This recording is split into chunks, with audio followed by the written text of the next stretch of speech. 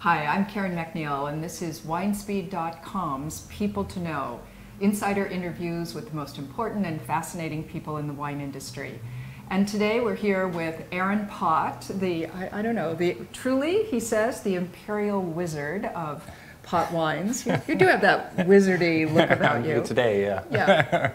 So Aaron, though, you are, of course, one of the preeminent wine consultants in the Napa Valley. How has working with other people's wines, and so many different wines, plus your own, of course, influenced your winemaking? Well, I only work in Napa Valley, so it's already a pretty small appellation. But it's a very diverse appellation, and I think how it's mostly influenced me is I get to see just about every different AVA, every different appellation in the Napa Valley, and how it produces wine every year. So it's for me, it's a great learning experience, and every year is so different because of the weather, because of the sites, that it changes radically in every vintage. And it's nice to be able to see which appellations perform better in certain vintages.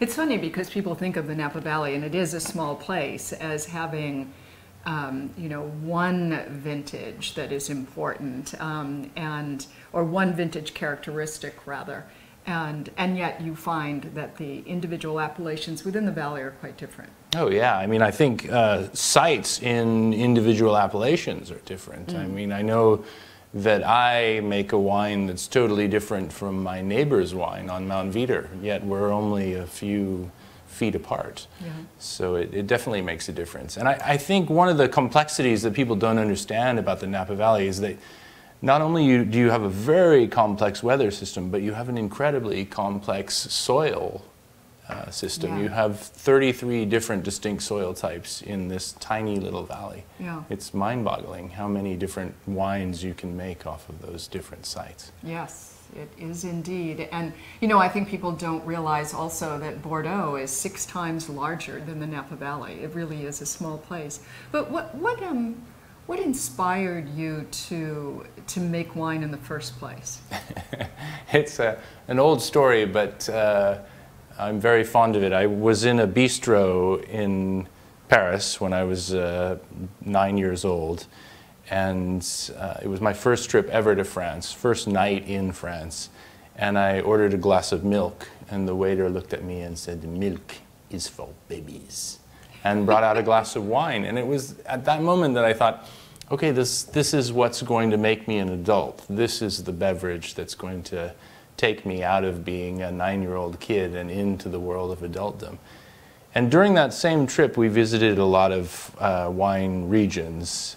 My parents were wine enthusiasts of sorts.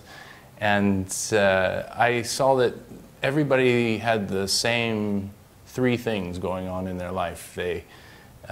They worked with wine, they worked outside, they all had dogs, and they all lived in super groovy old chateau for the most part. And so I thought, that's what I want to do that. Yeah. So far the chateau has eluded me. Yeah, but the dogs and the outside. The dogs and the outside is good. Well, you have 2 young daughters of your own who I've had the pleasure of meeting. Since wine was so pivotal to you as a young person, how do you teach them about wine? I mean, I think the best way to teach about wine is to taste not just wine, but to taste everything, and talk about everything that you taste. I mean, I think I try to give them sensual experiences with food, with perfume, with whatever I can find, and with wine. They get a little bit every once in a while. I'll give them a little sip or a little dip of their finger in the wine. We used to play a game where we would say, if you can tell me 2 things that smells like, I'll give you a sip. Oh. And it definitely got them to think about wine more carefully, I think. Gosh, I know a lot of adults who might benefit from that thing, right? Yes. Yeah. So where does inspiration come from when you're making a wine? I'm inspired by so many things, I think. Art in general, I think, is an inspiration. I'm inspired by other winemakers. I try to travel as much as possible to see other producers and to see what they're doing. I'm inspired by my property. It's a wild property up on Mount Veeder. It's covered in mountain lions and deer and bobcats and beautiful birds, and it inspires me all the time. But I think there are so many inspirations. I mean, I get inspirations from reading. Okay. And, you know, if the character of a winemaker shows through in various wines, how does the character of Aaron Pott show through in the wines that you make for other people? I was thinking about that this morning and thinking about the different wines that you make. It's true. It's always been, people have always tried to pin me down, and I would like to think that I can't be pinned down. That my whole goal, especially with working with wine, is to make the property the important thing that shows, and not my signature. I want to hide that as much as possible, and I want to show what the property can do. So I'm always trying to put that in the forefront, and the less I do, the more that comes out. And so to very carefully not do anything is one of the best decisions.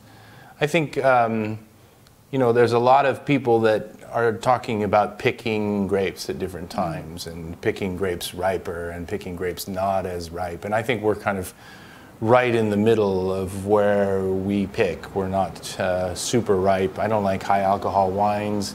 I don't like to drink them, so I pick earlier than that. Right. I don't like green wines. I don't like to drink them either, so I pick later than that, when the tannins are ripe and when I can taste that ripeness in the tannins. But I don't like to make wine out of raisins. I don't like the flavor of raisins. Yeah. So I want the grapes to be intact.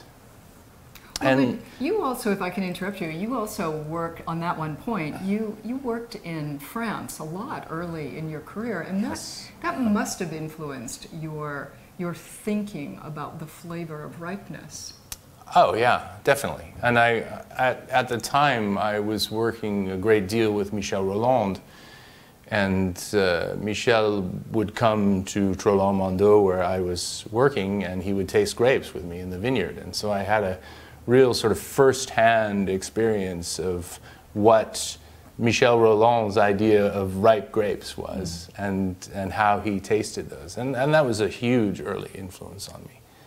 What is his idea of ripe grapes?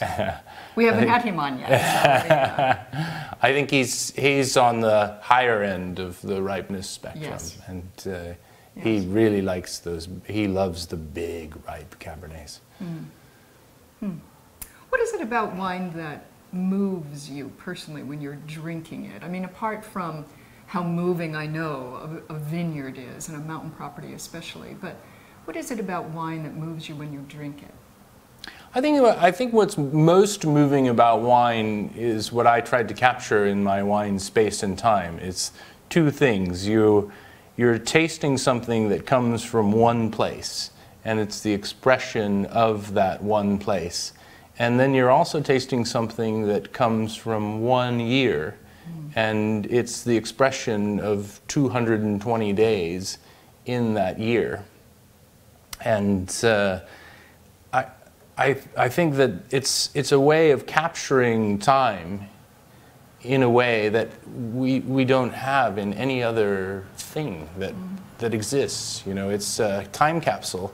And every time I drink a wine, especially older wines, you think about the vintage year, what happened to you in that year, what was going on in your life. I mean, I think it's a great sort of time capsule. Yeah, it definitely is. And you're right, no other thing, including no other food, it does that. It doesn't isolate a moment or a period in time.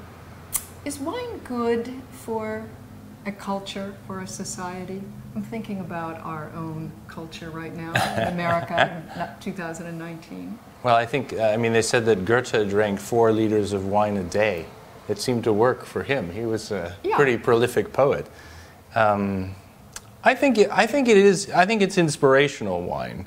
I think what it does for people makes them think more. I think it's something that forces creativity a little bit, brings out the creative in many people.